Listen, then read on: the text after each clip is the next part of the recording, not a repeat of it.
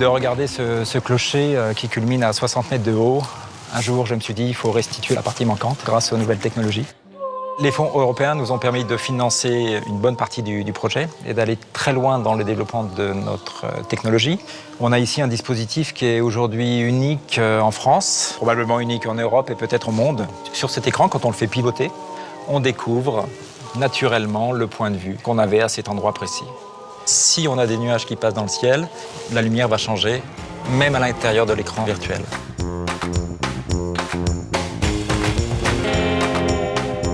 Nous fabriquons des implants pour la chirurgie orthopédique du membre inférieur. L'aide de l'Europe est indispensable pour aider des sociétés comme la nôtre à développer différents produits dans le monde du médical.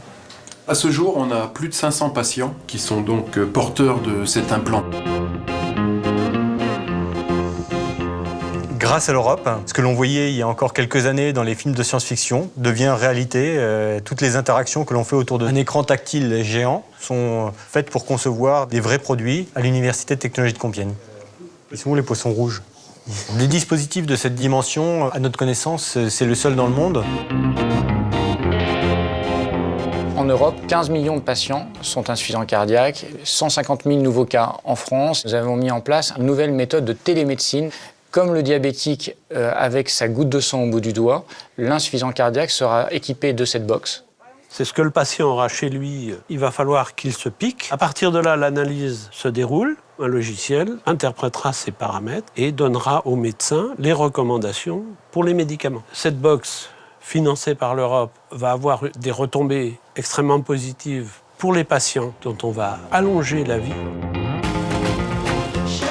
Le passager monte à l'intérieur du véhicule et avec son doigt, il suffit d'indiquer l'endroit où on veut se diriger. Le véhicule va démarrer et partir vers la destination.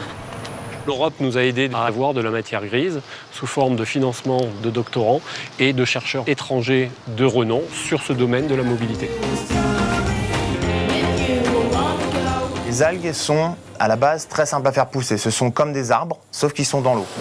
Dans ce réacteur, nous simulons les conditions extérieures. En quelques heures ou en quelques jours, nous pouvons faire ce que l'algue mettrait plusieurs semaines à faire. Nous pouvons avoir 10 à 15 fois plus d'algues ici que dans son milieu naturel. L'algue, c'est l'Eldorado du futur. On a tout un champ de valorisation qui fait que faire voler des avions dans 10 ans, ce sera économiquement viable avec ces algues.